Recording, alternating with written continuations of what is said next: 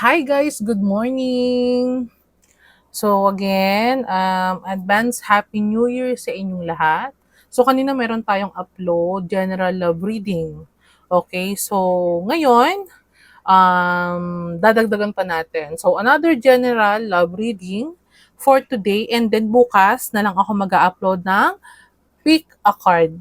Okay, an individual zodiac sign. Okay, so kamusta kayo? Sa mga nagko-comment na resonate din sa kanila yung kaninang general love reading natin is maraming salamat po sa inyo. Okay, so ngayon, titingnan natin ano yung mapipick up nating energy sa ating general love reading ngayon. Okay? So, magsisimula muna tayo sa oracle card. Okay? So, sa ating mga viewers,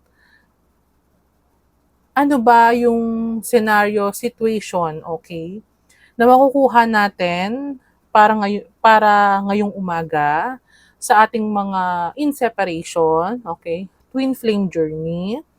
Yes, in separation, in relationship, or new person. So, titingnan natin, guys, kung ano ba yung mapipick up natin na energy and um, scenario. Okay, so start na tayo, guys. Again, magandang umaga sa inyo. This is Leluna Tarot. So, simulan na natin. Sa ating general love reading, ngayong umaga, ano yung situation na pinagdadaanan ngayon ng ating mga viewers? Okay.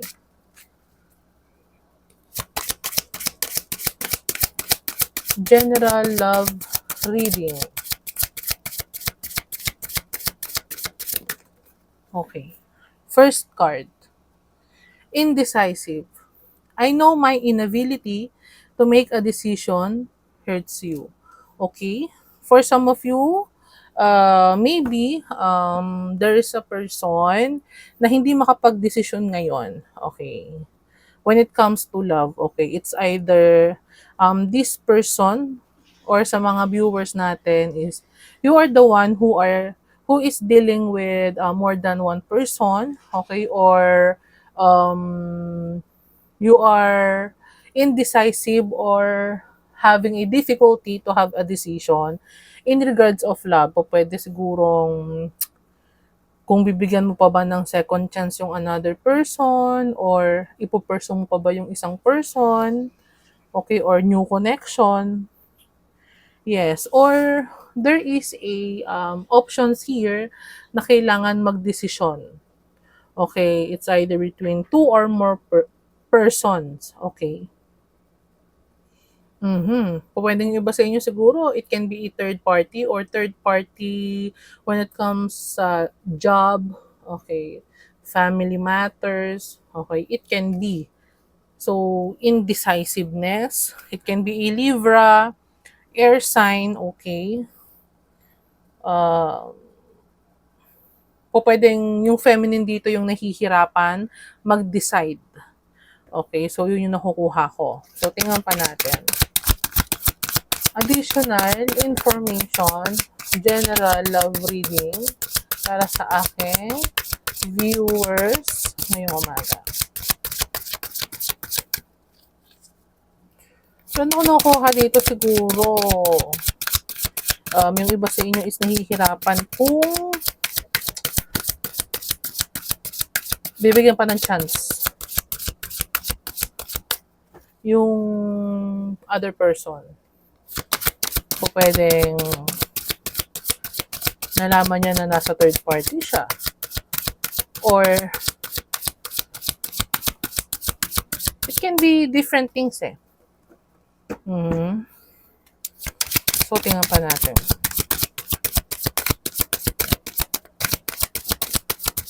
Guys, medyo hinaan nyo yung volume nyo kasi mamaya malakas yung feedback sa inyo nung pag-shuffle ko ng cards.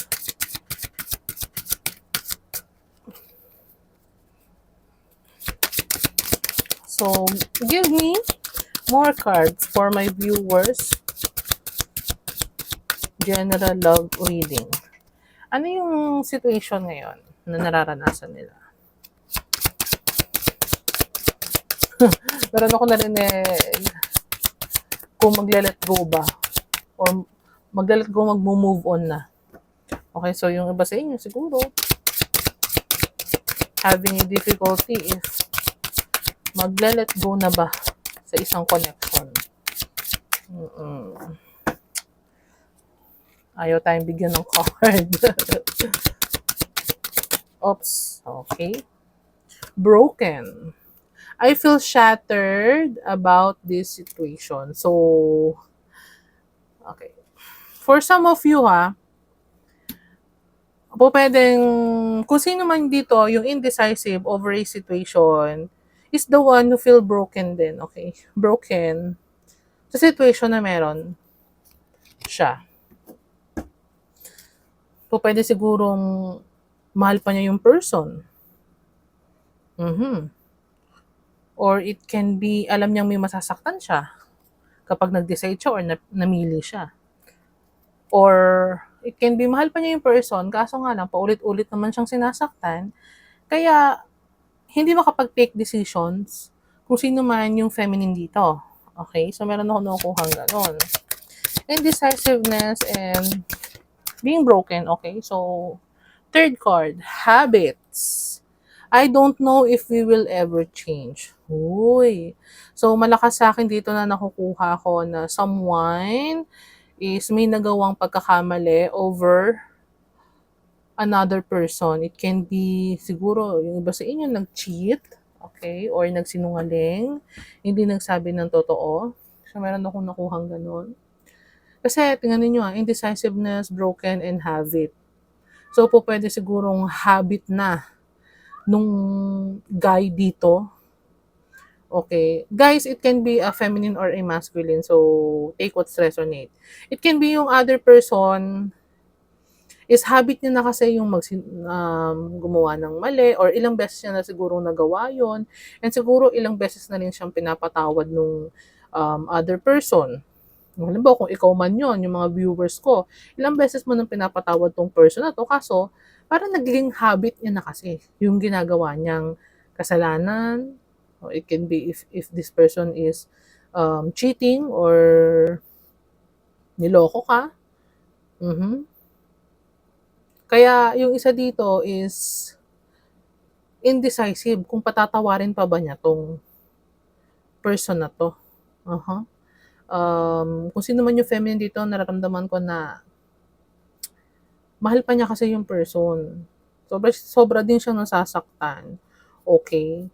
Kaso nga lang, syempre, iniisip naman itong feminine dito na palaging sinasaktan itong masculine is namimihasa kasi yung masculine. So, nawawala na ng pag-asa dito yung feminine, kung sino man yung niloko dito, na magbabago pa ba yung masculine. So, yun yung nakita ko dito, ha? Bottom of the deck right now is forgiveness. Okay? I'm struggling to get over the past. Okay? So, sinabi ko na nga sa inyo, it can be the other person hurts the feminine. Okay? Kasi yun yung nakikita ko dito Yung guy, palagi na lang sinasaktan yung babae. Okay? Paulit-ulit niyang sinasaktan. And itong si feminine natin, or it could be you my viewers right now, is, alam mo yon, parang you are struggling to forgive this person kasi nga, paulit-ulit na lang yung ginagawa na niloloko ka. Kung nagsinungaling man to sa'yo, paulit-ulit na lang ginagawa and feeling mo, hindi na magbabago. Kaya, you are being indecisive right now if patatawarin mo pa ba to? Forgiveness. Bibigyan pa ba ng chance? Mhm. So, tingnan pa natin. Kuha pa tayo ng 2 cards. Kung ano pa ba yung mga dapat nating malaman para sa aking mga viewers. General love reading.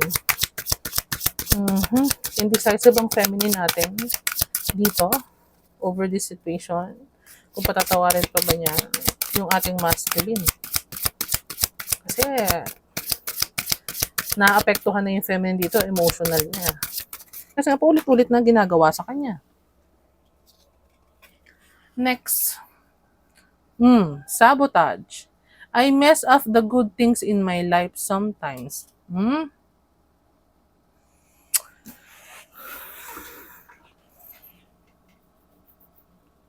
Sabotage card is here. And malaking nakikita ko dito na the one who feels sabotage is the masculine, okay? Not the feminine one. Alam, nung nagkaroon ng kasalanan or nagkasala, alam niya sa sarili niya na he messed up. Alam niya hindi mo deserve na masaktan. Alam ng masculine na hindi deserve ng feminine na saktan. Okay. Kaso nga nagiging habit na. O pwede sigurong sadyang sinungaling na talaga tong masculine na to. It can be, guys.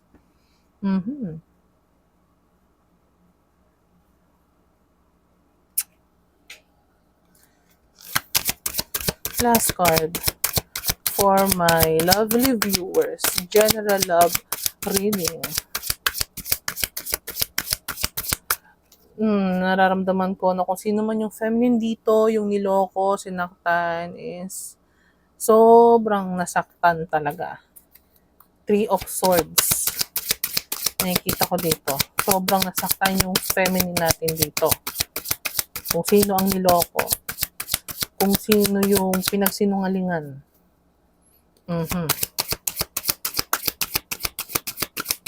So, tingnan pa natin. Kuha pa tayo ng 1 card. General love reading ng ating mga lovely viewers ngayong umaga.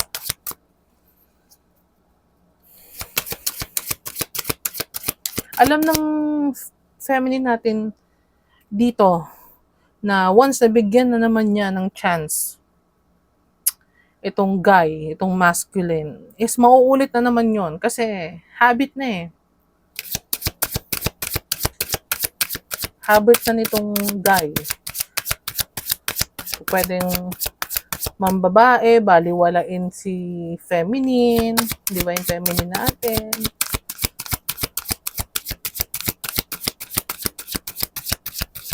I smell player vibe in this masculine here. Habitual liar. Okay. Oh, last card is runner. I don't want to run anymore.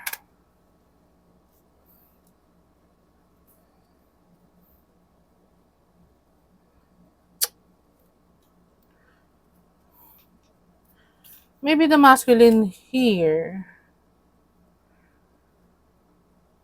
Ano to? Meron ako nakuha dito na runner and chaser din.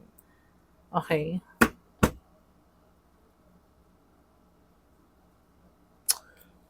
It can be, may distance din na issue dito ha.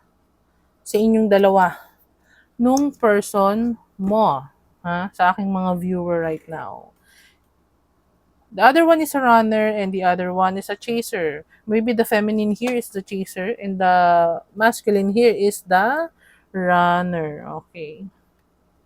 And I smell a empath here. It can be the feminine. Alam nung guy, alam ng masculine natin na hindi deserving ni divine feminine na saktan siya. Okay? Hindi deserve ni divine feminine na masaktan. Okay? May nasa-sense kasi ako dito na kung sino man ang ating divine feminine sa reading ngayon, sa general reading ngayon is A very compassionate kind of a person. Queen of Cups, okay? Some of you is a Queen of Cups, a water sign. An earth sign, Virgo. Yung tipo bang hangga't kaya niyong mag-hold on, hangga't kaya niyong ayusin yung um, person or situation, you are still holding on kahit na masaktan ka, kahit na mahirap. Meron akong nakukuhang ganun, guys, ha?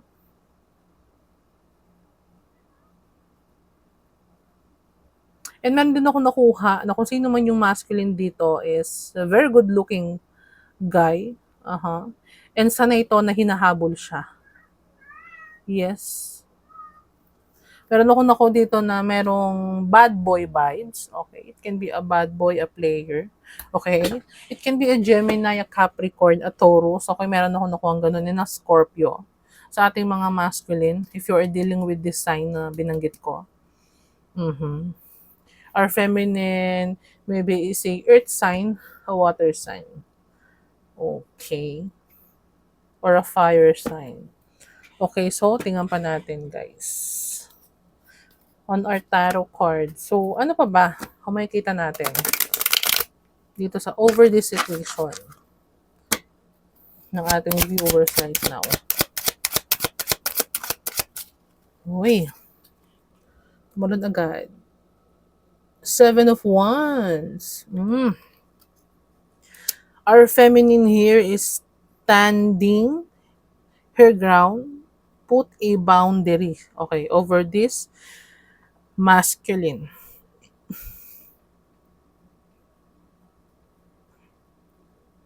Maybe although yung mga feminine natin dito is broken right now, hurt right now, okay, you are standing your ground. You have boundaries with this person. Kaya siguro, itong masculine na to, is nare-realize na, okay, na anytime, pwedeng mawala si feminine. Okay? Meron ako nakikitang ganun. Yung ating feminine dito is pinoprotektahan niya na ang kanyang sarili. Anong sinabi ko kanina? Some of our feminine here is the Queen of Cups. Yes. Yes. A very caring kind of a person. A healer. An empath. A very loving kind of a person. Emotionally matured kind of a woman. Yung feminine natin dito, na sinasaktan palagi nitong masculine na to. You can give unconditional love. A very compassionate person. Hindi nakikita ng masculine kasi yun eh. Sa lahat ng struggle niya sa buhay, ikaw ang nandiyan para sa kanya. And maybe kung kailan naglagay ng boundary itong si feminine natin, and lumalayo na dito sa masculine, saka palang nare-realize ni masculine na baka tuluyan nang mawala si feminine natin. Si Divine Feminine, si Queen of Cups. You're a very, this Queen of Cups is a very loving kind of a person. This person always give benefit of the doubt. Always give many chances to other person. Kahit na hindi naman deserving yung person na pagbibigyan. Kasi, emotionally matured tong person na to. Very loving kind of a person. And hindi nagtatanim ng sama ng loob sa other person, even though sinaktan pa siya, naging sinungaling pa sa kanya yung person.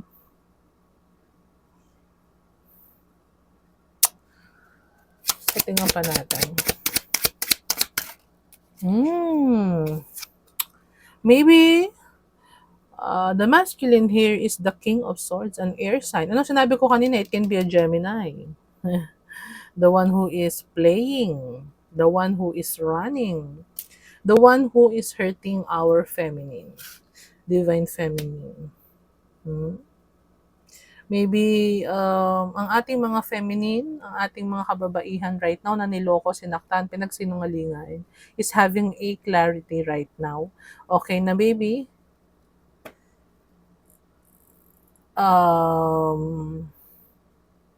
hindi niya na-deserve tong nangyayari sa kanya. And maybe, hindi na-deserve nitong person na to, kung sino mang nanakit sa ating Queen of Cups, nabigyan pa ng chance. Kaya nga itong si Queen of Cups is standing her ground, putting a boundary, defending, nagiging defensive na. Yes, nagiging protective na sa kanyang sarili. Mhm.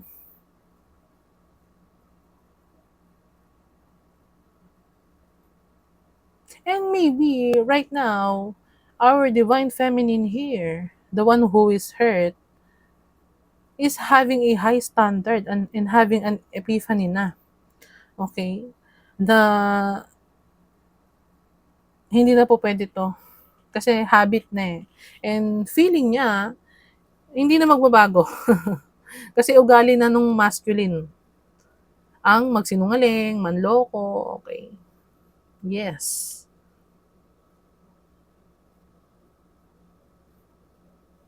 Nakukuha nyo ba guys?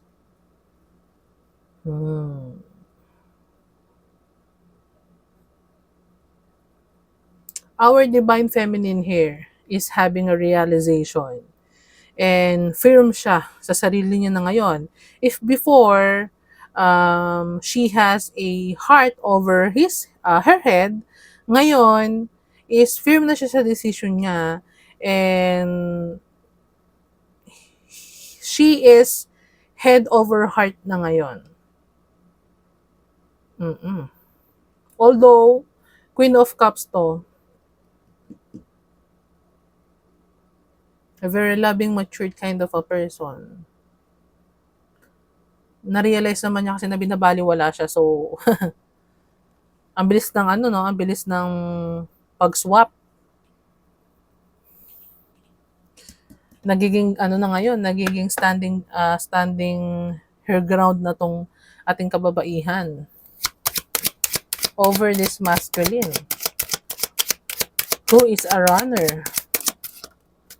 Next. Uy, King of Cups. Uy, meron ako nakuha. Some of you, ha? Some of you. This reading is between a divine masculine and divine feminine, or the runner here, or the person na nakit kay Queen of Cups, finally, may realization na. Nakita niya na ang worth ni Queen of Cups. Why? Because this Queen of Cups find her perfect match na right now. Maybe our divine feminine right now has a new person na. And this new person is the King of Cups. Yes. Meron akong nakukuha dito. Na-hurt ka dati, na-hurt ka, niloko ka, sinaktan ka, kung sino man yung feminine natin dito. And the divine give you a gift right now. Dahil nga doon sa nangyari sa'yo. Ano yung gift na yon? Pinadaan na. Yung person na kayang tumbasan, yung pagmamahal na kaya mong ibigay. And this is a partner, guys. A Queen of Cups and a King of Cups. Yes? Kaya in realization na ngayon, itong X. Okay? Yes. And maybe, this X, right now, is the one who is broken. Broken din to. Itong X na to. Alam niyo na ngayon kung anong worth mo. And ang sabi niya, anong sabi niya guys? he don't want to run anymore. Kaso nga lang, huli na. Kasi, may other person na, nandyan na si King of Cups. Maybe, in connection ka na ngayon right now sa ating mga Divine Feminine kay King of Cups sa water sign, Cancer, Scorpio, Pisces. You're a perfect match. Oops. Nine of Pentacles. Di ba? Ano sinabi ko? This past person is nagsisisi. Why? Kasi our Queen of Cups, the Divine Feminine here, is very abundant right now. Maybe this feminine already learned her lessons. Yes. Know her worth. And has a financial independence. Yes. And siguro si feminine natin is a very successful right now. And siguro knows yon ng past person na nakit sa'yo. Alam niya na hindi ka na katulad nung dating person na bibigyan pa siya ng chance. This past person who hurt you knows na you have your self-worth na. Recognize mo na ang bullshit.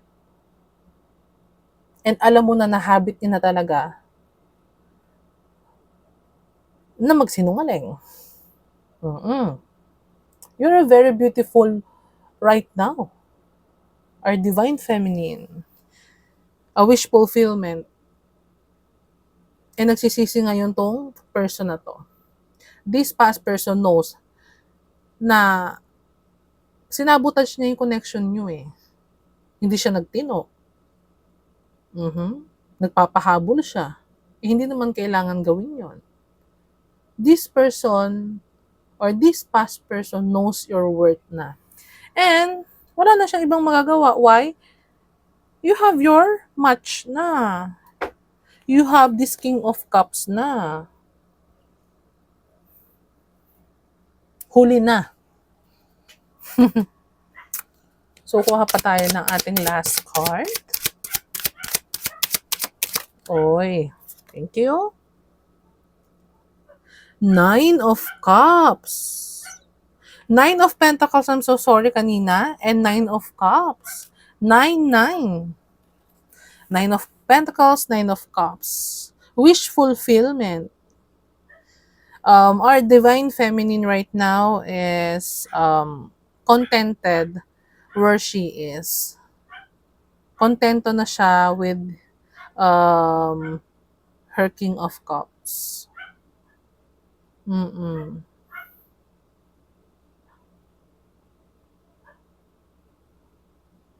Kasi nga, perfect match na to eh. Si Queen of Cups and King of Cups.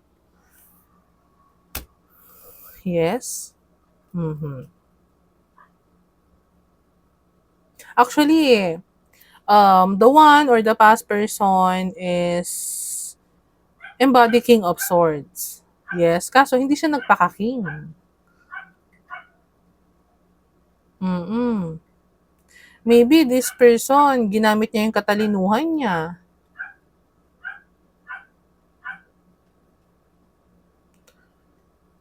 Para saktan to si Queen of Cups. It can be.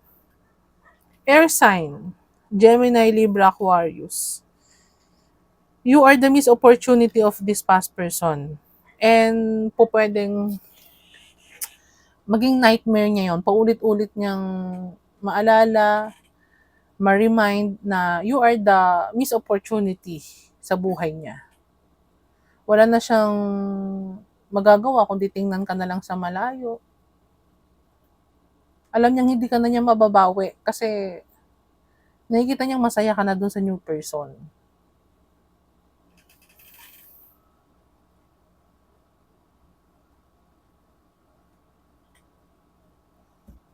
Bottom of the deck is Ace of Wands. So you have your new person nga, new project, new inspiration, new opportunities, potential, yes. Lahat is bago na sa'yo. Hindi na ikaw yung old person na kilala niya. Ang laki ng pinagbago mo. So yun yung nakikita ng past person ngayon sa ating divine feminine, sa ating feminine, mga feminine. So, kung ikaw man yung feminine na sinaktan ng past person, this past person is having a realization, nagsisisi to sa ginawa niya sa'yo. Alam niya sa sarili niya na ikaw yung pinakamagandang nangyari sa buhay niya. Kaso nga lang, sinaktan ka niya. Hindi niya naayos yung bad habits niya. Hindi niya naayos yung sarili niya. Paulit-ulit ka nitong sinaktan. Paulit-ulit nagsisinungaling. Ulit-ulit na niloloko ka nitong person na to.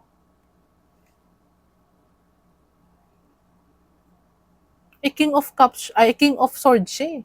Matured naman tong person na to, kaso nga lang, hindi nagpapaka-mature. Yes? Mm-mm. So, kuha tayo ng ating tea leaf card for you sa ating mga viewers. So, kuha tayo ng 4 tea leaf card. Oy. 4 tea leaf card. Oops. 2 cards.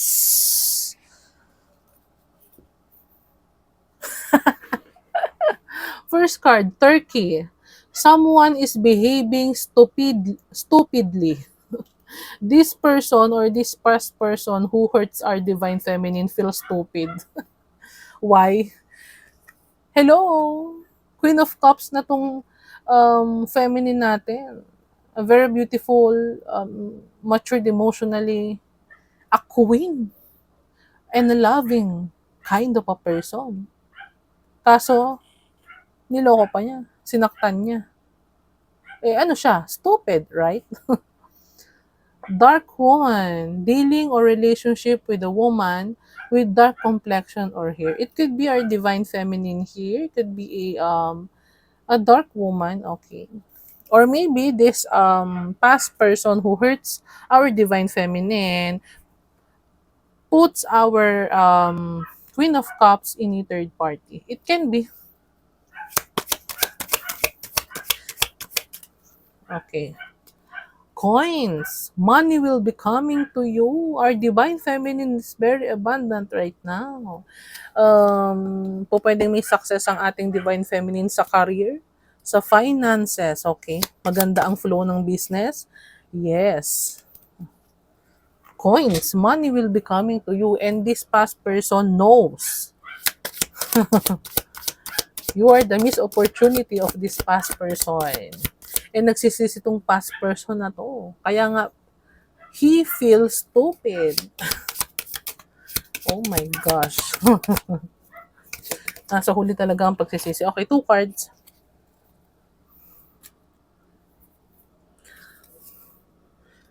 Thank card. Celebration, fun, enjoyment. Our divine feminine right now has a celebration.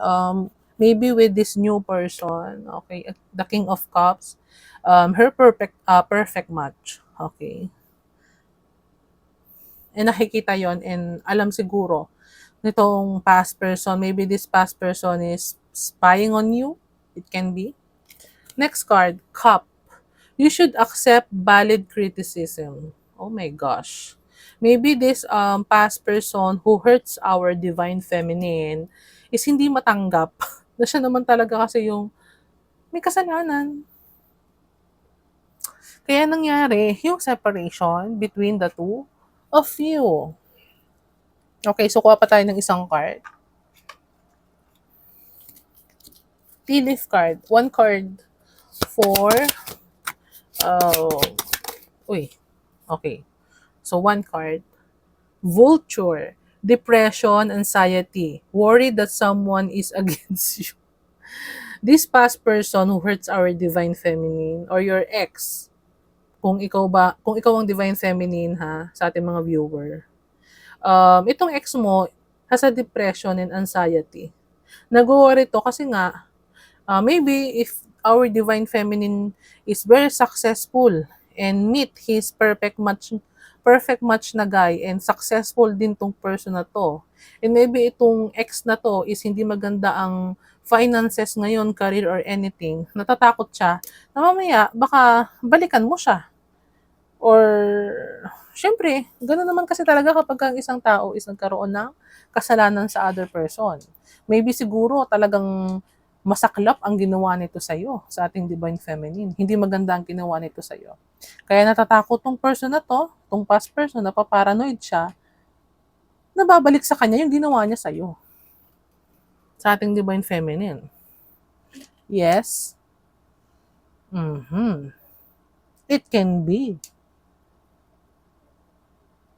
So, kuha tayo ng isang card for love message. Okay. So, this card. Kuha tayo ng isang card. So, Spirit, Angel, and Spirit Guide, please give me one card for our lovely viewers.